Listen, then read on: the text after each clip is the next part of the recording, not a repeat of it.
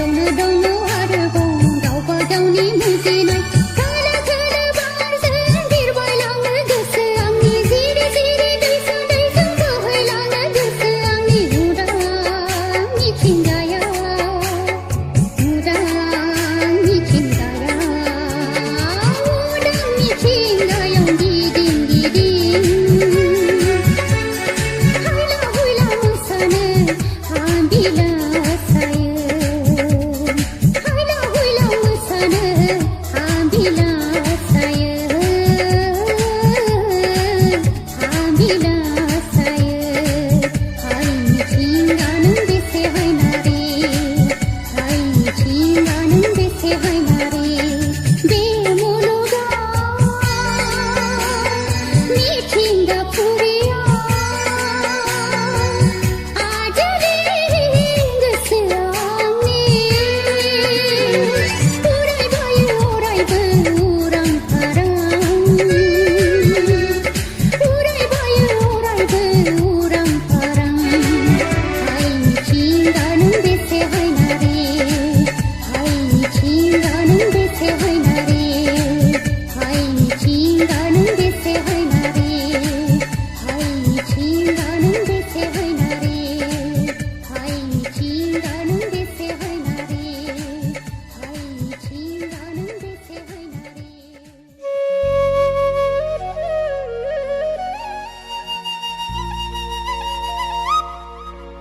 गुरुमा गुरुमा बुजालिदि दङब्ला